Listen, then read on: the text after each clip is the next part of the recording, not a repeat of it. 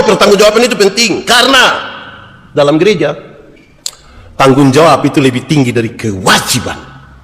Sama-sama 1, 2, 3. Tanggung jawab itu lebih tinggi dari orang itu. Kalau sekedar menjalankan kewajiban itu dia suka bilang pokoknya yang penting. Yang penting pokoknya. Pokoknya yang penting. Ada pernah dengar itu kalimat? Atau memang sendiri omong?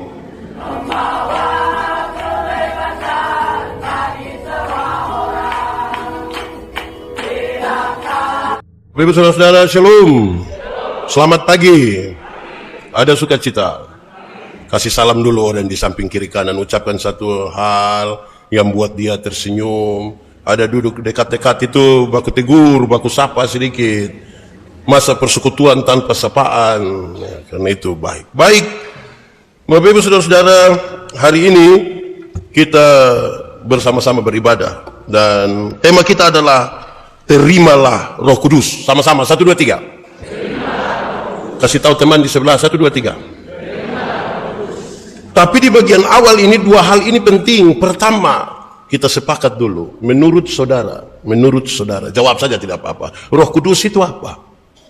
Menurut saudara yang saudara tahu selama ini Roh Kudus itu apa? Ini tidak omong maksud apa. Roh Kudus itu apa? Ini mau terima baru tidak tahu ini. Saya bertanya kepada banyak orang, Roh Kudus itu apa? Dan mereka bilang Roh Kudus itu penghibur. Saya bilang tidak. Roh Kudus itu Tuhan. Sama-sama 1, 2, 3. Nanti baru dia mengerjakan penghiburan, pengajaran dan lain-lain. Tapi kita taruh dulu dalam pikiran dan perasaan kita, Roh Kudus itu Tuhan. Tetapi selanjutnya saudara-saudara, bagaimana saudara pastikan bahwa dalam diri pendeta Yandi ini ada Roh Kudus? Kan sebentar kan kita mau dengar khotbah terimalah olehmu Roh Kudus. Yang nanti kita keluar dari sini, pendeta ada Roh Kudus, majelis ada Roh Kudus, jemaat ada Roh Kudus, semua manusia ada Roh Kudus. Bagaimana kita menilai bahwa ada Roh Kudus dalam diri masing-masing? Ini jadi masalah biasa. Gampang. Untuk memastikan seseorang itu ada Roh Kudus atau tidak, lihat dari buahnya. Jangan tunggu pendeta Yandi berkhotbah saja. Oh, pendeta ini kalau khotbah semua baik. Mau tahu kami pendeta-pendeta baik itu tunggu waktu kami berkhotbah, itu baik semua. Coba tinggal dengan kami di kami punya rumah 2 minggu. Saudara bisa tahu ini pendeta ada Roh Kudus atau tidak. Nah, gitu. Tapi saudara-saudara, di awal ini sekaligus untuk menegaskan itu, kalau saudara tidak melepaskan sesuatu di dalam hidupmu, susah untuk menerima Roh Kudus. Katakanlah saudara lagi benci seseorang. Ada orang yang saudara tidak suka? Ada? Ada kok tidak? Dia ada di sini.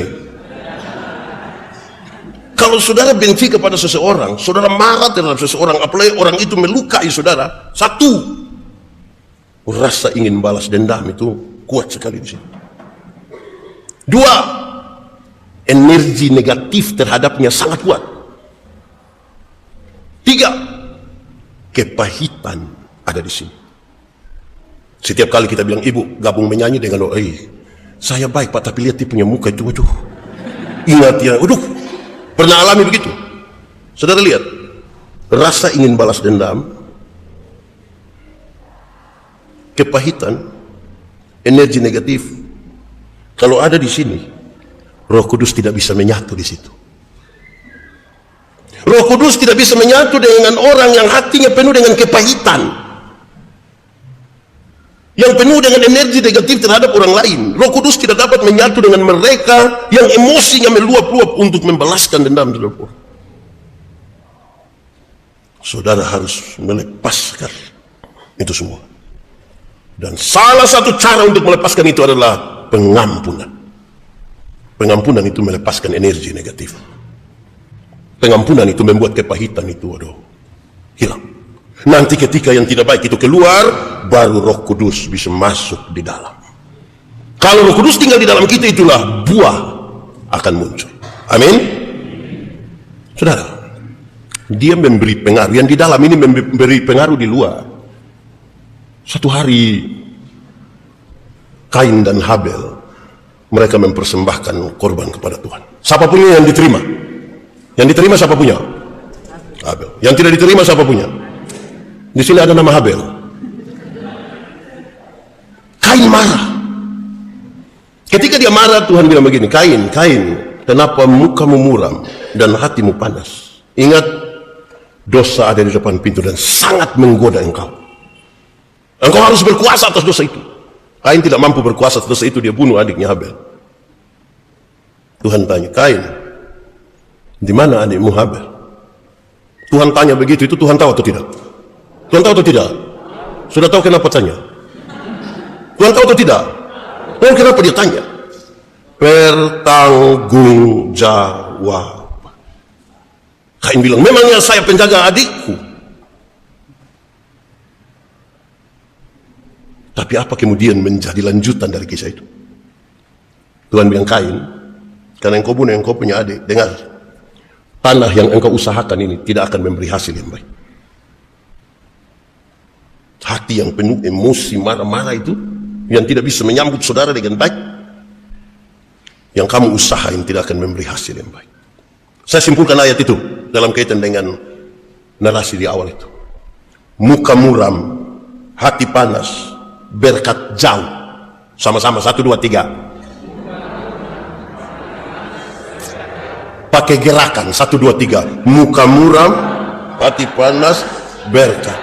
Kasih tahu dia di sebelah yang muka-muka muram itu. Kasih tahu dia. 1, 2, 3. Muka muram, hati panas, berkat. Jadi di awal saya ingin tegaskan ini dulu, karena nanti sebentar kita bicara tentang saudara terima Roh Kudus, lantas muka muram terus. Ada masalah dengan koperasi. Hati panas terus, masalah sudah selesai tapi dia simpan terus di sini. Lalu saudara mau terima Roh Kudus mana? Selesaikan dulu bagian kita. Karena sekali lagi Roh Kudus tidak dapat menyatu dengan hati yang penuh kepahitan. Hati panas-panas. Di sini ada yang hati panas. Tiap hari panas itu. Mungkin dia panas dalam. Saudara-saudara, baru saja Yesus terangkat ke surga. Di Bukit Zaitun itu murid-murid melihat Yesus terangkat. Dan malaikat itu bilang, hai orang-orang Galilea, kenapa kamu berdiri dan menengadah ke langit? Yesus ini yang terangkat ke surga akan kembali dengan cara demikian. Hai orang-orang Galilea, mengapa engkau hanya berdiri dan menatap ke langit? Pakai bahasa kita bilang, hei orang-orang Galilea, mengapa kamu hanya menganga di situ? Pulang, ada yang perlu dikerjakan. Maka pulanglah murid-murid itu ke Yerusalem. Mereka pulang dengan sukacita.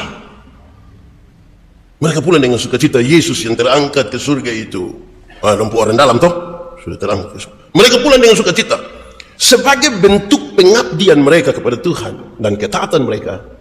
Kalau saudara baca teks sebelumnya, dia bilang begini, kamu pulang ke Yerusalem tapi jangan dulu melakukan sesuatu. Tunggu sampai Roh Kudus itu kuberikan kepadamu. Mereka menanti. Saudara baca lagi teks sebelumnya, dia bilang begini, mereka menanti dengan bertekun dalam doa. Roh Kudus mau masuk itu mesti bertekun dalam doa ini dan bersehati. Hati tidak boleh bercabang-cabang. Bersehati, bertekun dalam doa. Tidak bisa bertekun di dalam lain hal selain bertekun dalam doa dan bersehati. Saya mau tanya, di jemaat Rantepau ini bersehati semua ini? Kok berdua hati? Bersehati. Mereka menanti-nanti. Sekali lagi sebelum teks ini kita baca ketika murid-murid bilang begini, sebelum Yesus terangkat ke surga, Tuhan, maukah pada masa kini engkau memulihkan kerajaan bagi Israel? Itu sebuah pertanyaan yang sangat logis. Kenapa pertanyaan itu sangat logis? Secara politis, saudara-saudara, Palestina atau Yudea itu tempat para murid itu tinggal sejak awal, sejak lama. Mereka hidup dalam penjajahan sejak lama.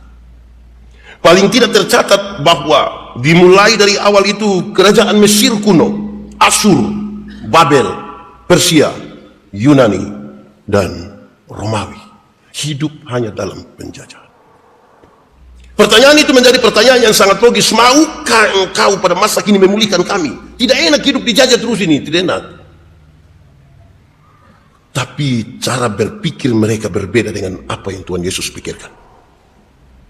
Yaitu, yang Yesus pikirkan tentang pemulihan kerajaan bagi Israel adalah pemerintahan di bumi yang tidak didasarkan pada pemerintah, tetapi kepada kasih. Pemerintahan Allah yang sempurna di bumi yang tidak didasarkan pada pemerintah, tetapi kepada kasih. Kasih itu yang kemudian menggerakkan orang bekerja, melayani, berdoa, dan semuanya. Itu yang Yesus maksud. Untuk pemulihan yang seperti ini, pemulihan kerajaan bagi Israel yang dalam pandangan Yesus, kesempurnaan pemulihan itu di dalam kasih, hanya bisa dilakukan kalau Roh Kudus tinggal dengan murid-murid. Artinya, tanpa Roh Kudus, kesempurnaan kasih itu tidak ada. Tanpa Roh Kudus. Saudara tidak bisa mengasihi tanpa Roh Kudus. Saudara tidak bisa tulus tanpa Roh Kudus. Saudara memberi persembahan kalau tanpa Roh Kudus tidak tulus. Tadi baru lelang ibu omong berlihat-lihat kita tidak kasih susah lagi. Hanya Roh Kudus yang bisa memampukan kita. Amin. Roh Kudus itu yang kemudian memanggil mereka menjadi saksi. Memanggil mereka menjadi paling tidak tentang saksi. Saya jelaskan. Saksi yang dipanggil oleh Roh, yang dijadikan oleh Roh Kudus itu. Satu, memperkatakan hal yang benar. Sama-sama, 1, 2, 3, memperkatakan hal. Kalau Roh Kudus ada tinggal di dalam kita, itu dia omong betul, jujur. Di Rantepau ini ada yang tukang tipu. Ada atau tidak? Ada. Pernah saudara alami dia tipu itu? Saksi memperkatakan hal yang benar. Kedua, saksi melakukan sesuatu yang benar sesuai dengan apa yang dia katakan dan apa yang dia tahu. Saksi memperkatakan melakukan sesuatu yang dia perkatakan dengan benar dan yang dia tahu. Itu saksi. Kami diskusi tentang homiletika, ilmu berkhotbah. Orang tanya saya, Pendeta Yandi, khotbah yang baik itu yang bagaimana? Saya bilang, kau maksud khotbah yang baik itu tulis atau tidak tulis, berapi-api atau berair-air? Saya bilang, khotbah yang baik itu bukan soal tulis atau tidak tulis, bukan soal berapi-api atau berair-air. Khotbah yang baik itu bicara apa, bikin begitu. Omong bagaimana, itu yang buat. Jangan omong lain, buat lain. Ada begitu di sini. Ada orang yang bukan sekedar omong lain, buat lain. Ada yang malah pikir lain, omong lain, buat lain. Hasilnya kelainan. Saudara kalau lihat orang kelainan itu kan tidak sinkron, ini ke sini, ini ke sini. Kalau saksi melakukan dengan benar apa yang dia perkatakan dan apa yang dia pikirkan, memang itu mesti tulus. Ingat saudara-saudara bahwa tidak semua senyum tulus. Saya datang, saya bisa bilang Shalom, orang bilang Shalom, saya lewat baru saya parut. Di gereja sekalipun. Yang kelihatan baik itu belum tentu baik, Bapak. Betul. Di jamaat Rantepau ini ada yang habis ibadah itu ada jabat tangan, atau tidak? Ada 2 cara jabat tangan yang saya tidak suka. Itu 2 cara jabat tangan yang saya tidak suka. 1, dia datang itu dia sorong ujung saja. Ini saja. Najis kah? Kalau tidak mau tidak usah. Orang jabat tangan itu penuh. Kedua, dia memang sudah jabat tangan bagus, tapi dia tidak lihat kita. Ini yang sudah jabat tangan. Dia ternyata yang kelihatan baik ini belum tentu dibangun di atas motivasi yang benar. Amin kok. Akhirnya kita hidup dalam kepura-puraan. Roh Kudus tidak ajar kita pura-pura. Saya khotbah di banyak bank di Indonesia.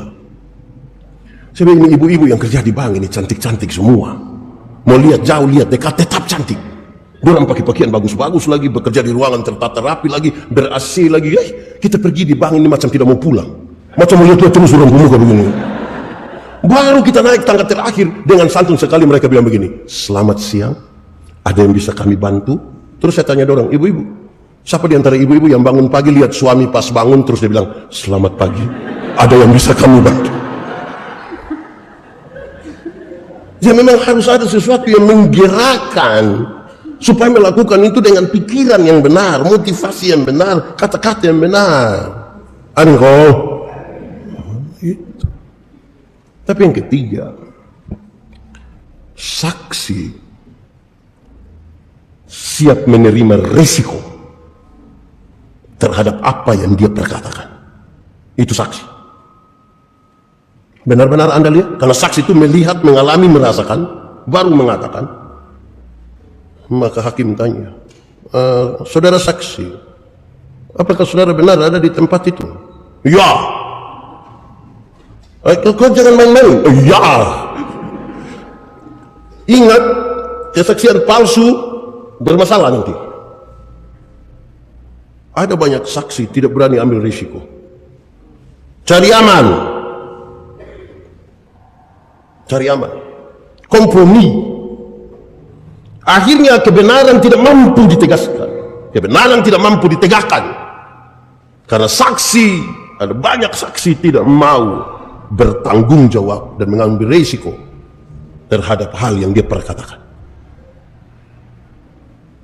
Hari ini misalnya kita melawan satu kebijakan, wah, terus dipanggil, "Kamu yang kemarin wah, ya, anak bukan saya yang mempertanggungjawabkan itu."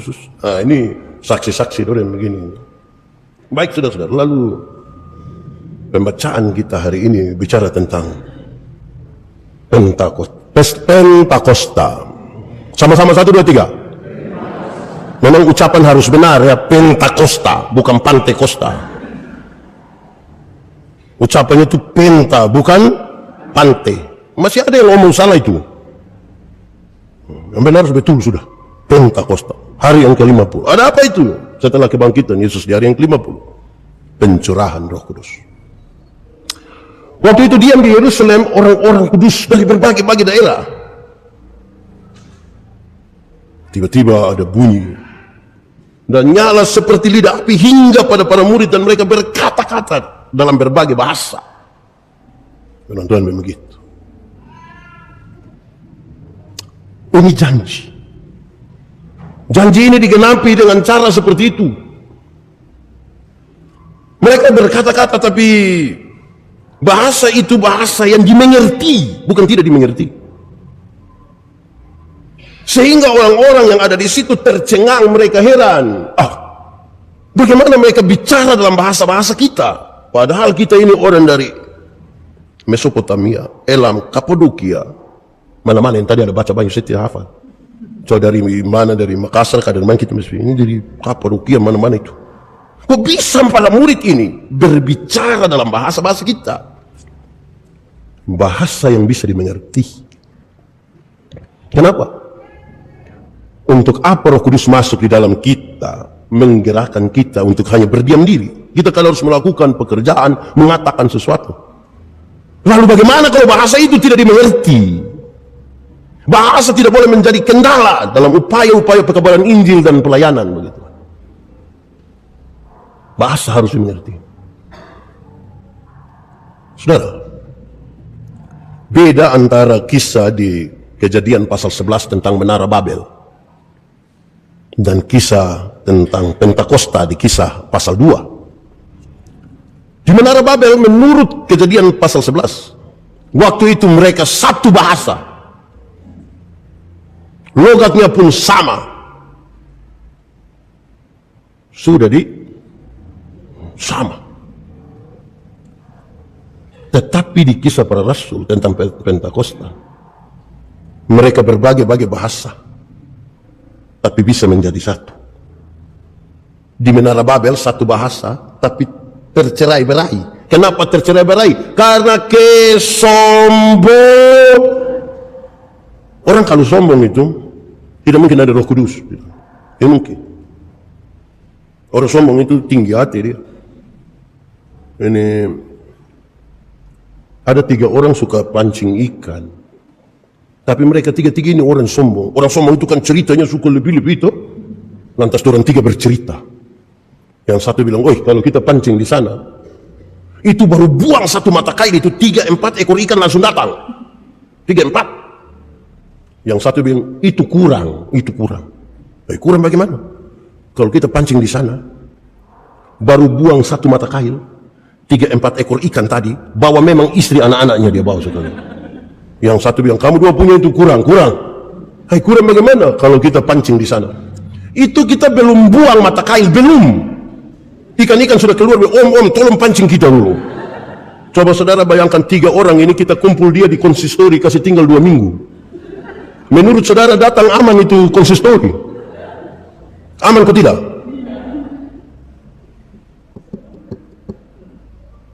Gereja yang adalah orang-orangnya itu kalau tidak ada Roh Kudus itu banyak yang sombong. Dan kesombongan itu mencerai mereka. Tidak ada satu gereja pun tidak ada masalah. Semua gereja ada masalah. Tapi hanya dengan kerendahan hati kita bisa menyelesaikan persoalan-persoalan untuk melewati persoalan itu. Roh Kudus. Tanpa Roh Kudus tidak bisa. Saya lihat ada majelis itu dia sombong. Pak Pendeta, saya begini-begini 4 periode. Mau kasih takut siapa dengan 4 periode? Kalau tetap tinggi hati. Kami diskusi dengan satu orang tua dengan Pak Pendeta. Pak Pendeta dong belajar. Saya baca Alkitab ini sudah pergi pulang sekitar 5 kali. Ya saya tertawa, dia marah saya. Kok tertawa kenapa? Saya bilang, Bapak saya heran. Heran apa? Bapak sudah baca Alkitab 5 kali tapi masih sombong begini.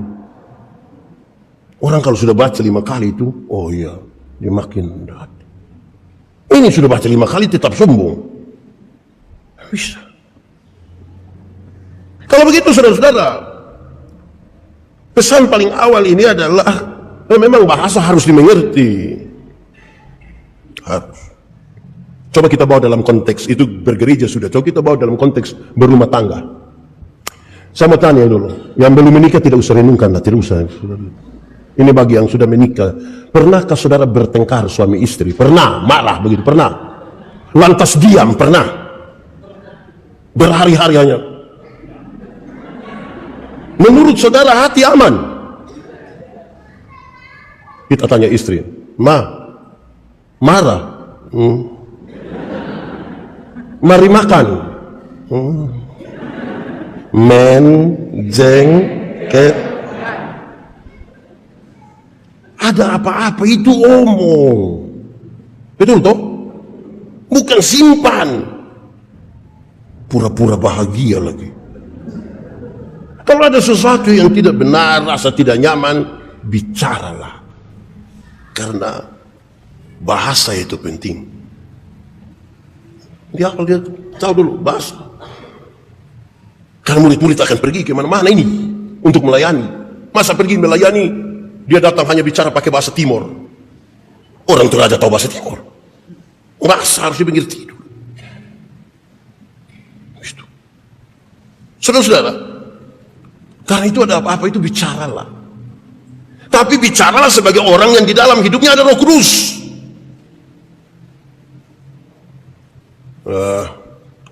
Saya lihat banyak orang tua di sini menikah sudah lebih lama dari saya. Saya baru menikah kira-kira 17 tahun. Nanti bulan Juli baru 17.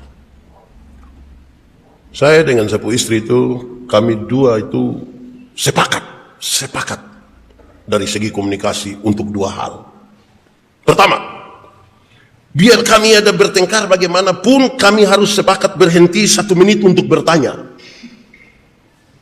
Apakah yang kita dua pertentangkan ini penting bagi keluarga Manobe atau tidak? Contoh, Ayu Ting Ting mau menikah dengan siapa? Oh, itu tidak penting bagi keluarga Manobe. Jadi kita dua berhenti sudah, stop sudah. Karena tidak ada efek bagi keluarga kita. Amin toh? Ada yang suka sepak bola di sini kah? Messi atau Ronaldo? Messi atau Ronaldo? Messi atau Ronaldo? Messi atau Ronaldo? Messi dan Ronaldo itu ada keluarga di Toraja. Jadi tentang dorang, saudara tidak usah bawa masuk dalam keluargamu. Amin ya. Kedua, saya dan istri itu kami dua sepakat supaya kita jangan bertengkar terlalu lama dan berteriak-teriak seperti Yohanes berseru-seru di padang gurun.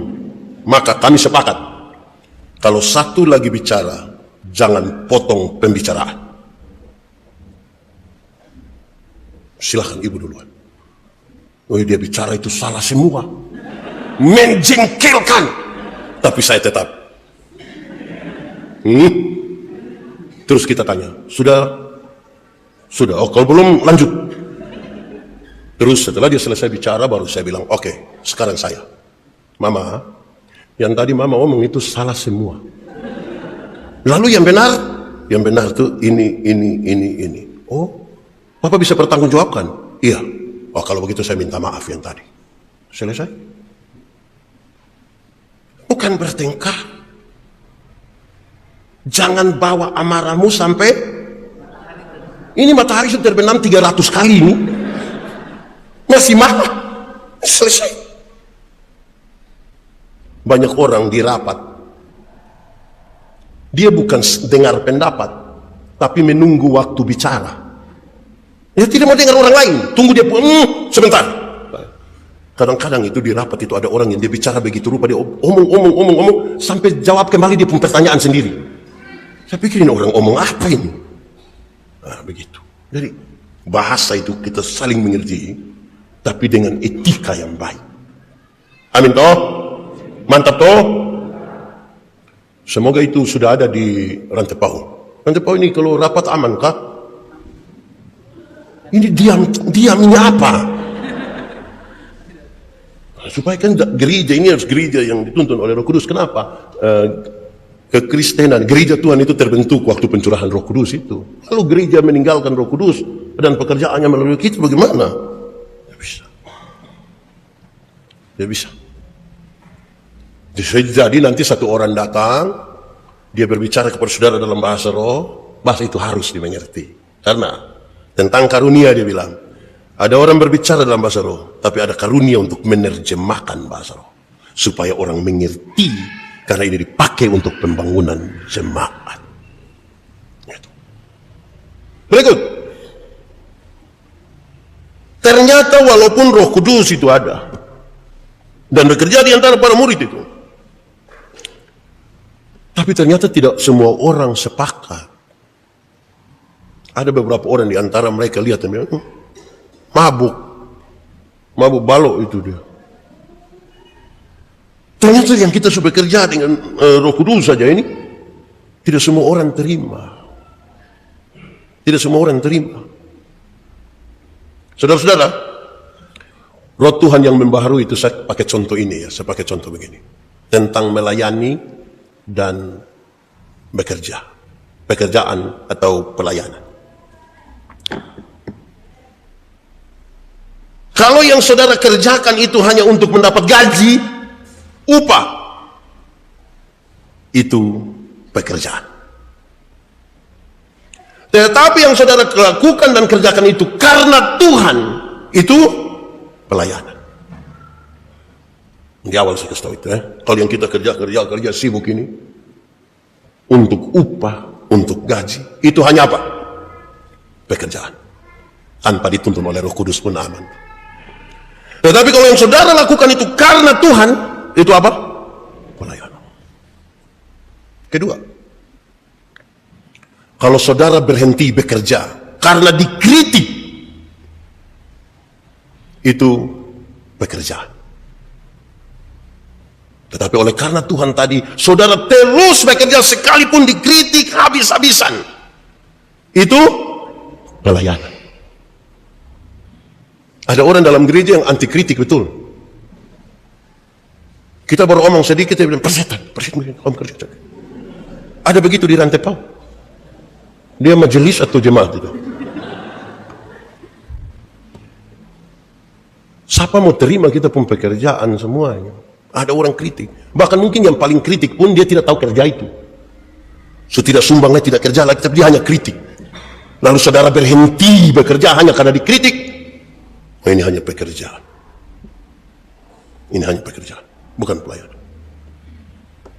3, kalau saudara berhenti bekerja karena tidak pernah mendapatkan terima kasih dari orang lain, itu pekerjaan. Kita kerja setengah mati, tidak ada yang bisa terima kasih sedikit. Tapi kalau saudara terus bekerja sekalipun tidak pernah dikenal oleh siapapun, itu pelayanan. Saudara jangan bekerja begitu rupa untuk mendapatkan pujian dari orang. Menunggu, jangan. Kecewa nanti saudara. Kan itu hanya pekerjaan. Saya baca satu status di media sosial bilang, jangan tunggu tepuk tangan orang lain karena nyamuk mati itu karena tepukan tangan. Mati. Sekalipun tidak ada orang yang berterima kasih, bahkan saudara tidak pernah dikenal oleh siapapun. Saya mau tanya dong, di gereja ini ada koster. Tempat duduk koster di mana?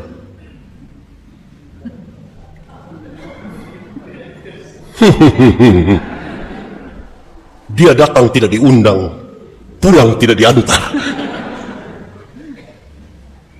Lakukanlah karena pelayanan toh. Kalau saudara pikirkan itu adalah sukses, itu pekerjaan. Tapi yang saudara pikirkan itu dan lakukan itu adalah kesetiaan, itu pelayanan. Pelayanan. Pendeta ini kenapa dia omong begini? Ada orang itu hari belum ada kios, rajin berdoa, rajin melayani, tidak berhenti-berhenti di pelayanan itu. Tuhan buka jalan, dia mulai ada kios, hari Minggu sudah tidak melayani, tidak datang lagi.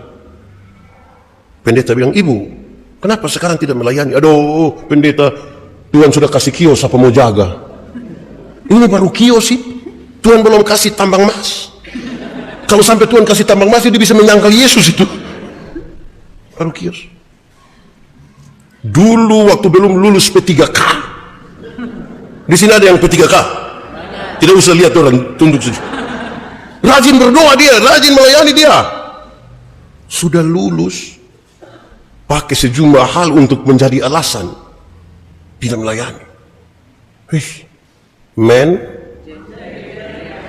seperti hafal sekali ini.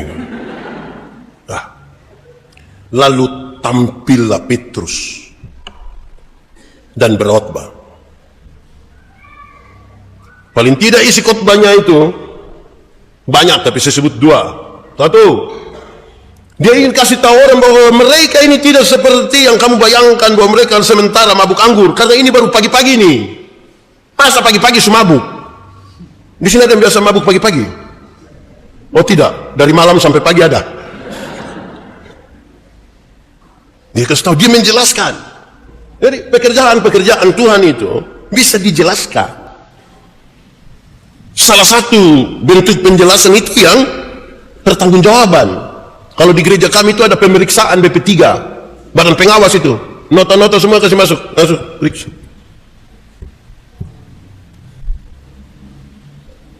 Ada orang yang tidak mau diperiksa, bilang, ibu tolong nota. Hei, kau kira saya ini kurang uang kah? Jangan dong, jelaskan. Jelaskan. Di kerja profesional juga begitu. Mampu dijelaskan tuh. Saya kadang-kadang heran. Ada ASN yang ada waktu-waktu tertentu dia tidak pulang. Kenapa? Sementara pemeriksaan BPKP. Jadi, selama ini bikin apa? Kerja saja datang dia periksa. Siapa yang berani ancam pemeriksa? Pemeriksa tolong periksa saya dulu. Tolong periksa. Berat itu ya. Harus bertanggung-jawaban. Apapun. Kenapa pertanggungjawaban itu penting? Karena dalam gereja tanggung jawab itu lebih tinggi dari kewajiban. Sama-sama 1, 2, 3. Tanggung jawab itu lebih tinggi dari Orang itu kalau sekedar menjalankan kewajiban itu dia suka bilang pokoknya yang penting. Yang penting pokoknya. Pokoknya yang penting. Ada pernah dengar itu kalimat? Atau memang sendiri omong? Pokoknya yang penting. Yang penting?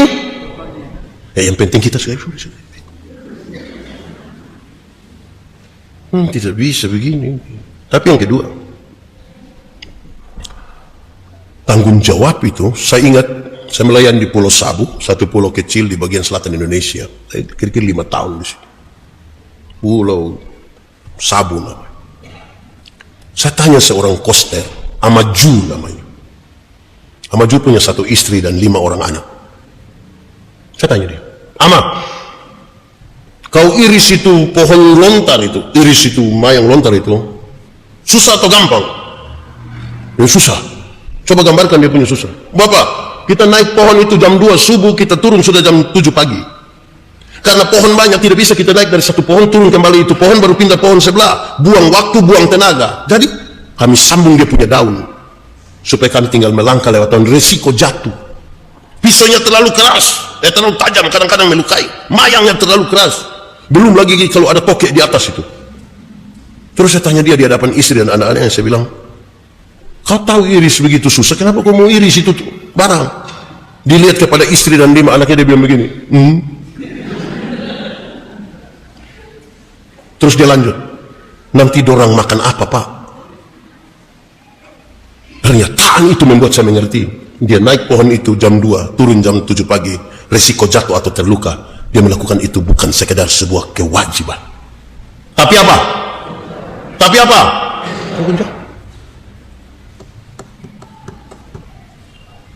Ibu-ibu majelis ini mungkin tidak suka, ibu-ibu bapak ini tidak suka warna biru. Tapi tiba-tiba saudara disuruh hari ini semua pakai biru. Waktu saudara pakai biru itu bukan selera. Tapi apa?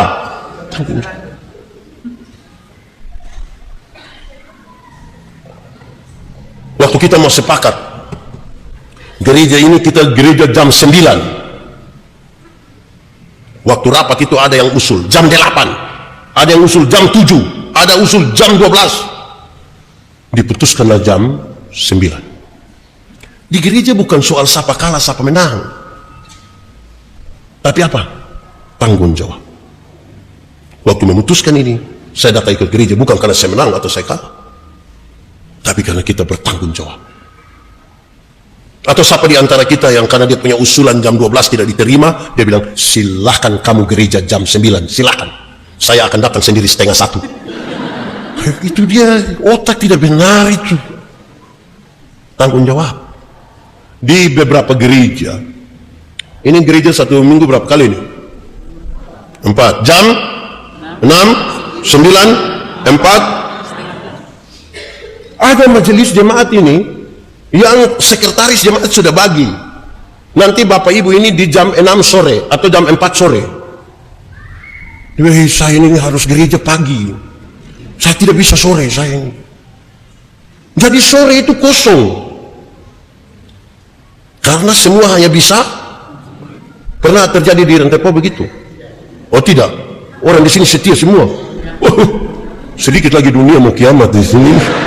Luar biasa itu. Bagus itu. Bagus. Bertanggung jawab. Jadi jangan selera. Di gereja itu tanggung jawab. Bukan selera. Wah, saudara lihat. Bagian khotbah kedua dia bicara tentang yang mereka lakukan ini bukan terjadi serta-merta. Sudah ada nubuatan. Bahkan orang-orang yang omong-omong ini, mereka ternyata tahu bahwa pernah ada nubuatan, maka diingatkan kembali.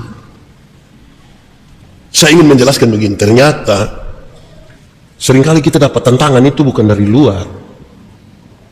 Tantangan dari dalam. Yang dia juga mengerti. Tapi dia yang menjadikan dirinya tantangan bagi pelayanan. Bukan dia tidak mengerti. Ya saudara-saudara, sedapat-dapatnya kita jangan menjadi hambatan bagi orang lain pun pelayanan. Sedapat-dapatnya jangan. Kita hidup ini, kenapa Tuhan mau kita melayani? Supaya jadi berkatlah kita di mana-mana, toh? Jangan menghambat. Saudara, kita menyanyi dulu. Oh Tuhan, pakailah hidupku selagi aku masih, bila saatnya nanti ku tak berdaya lagi, hidup ini sudah jadi. Akan ada satu waktu saudara tidak berdaya lagi. Mungkin karena sudah tua, mungkin karena sakit, mungkin karena kecelakaan, saudara sudah tidak berdaya. Tapi waktu bicara tentang saudara, orang bilang, itu orang begitu tapi sudah jadi berkat. Jangan dari berdaya sampai tidak berdaya, tidak pernah jadi apa-apa. Hanya jadi beban saja. Lama-lama dia baru muncul di situ, orang bilang, beban sampai. Mari kita memberi aplaus kepada beban. Coba periksa kita pun diri, ini sudah jadi berkat atau belum ini? Karena kalau kita tidak jadi berkat, pasti kita menghambat. Bukan karena kita tidak mengerti, bukan karena kita tidak tahu. Nah, penjelasan ini semua kemudian membawa kita kembali pada pertanyaan, apakah pada hidupmu sekarang ada Roh Kudus? Itu kita mungkin harus belajar, kita renungkan. Apa memang di dalam diri kita penuh dari Roh Kudus?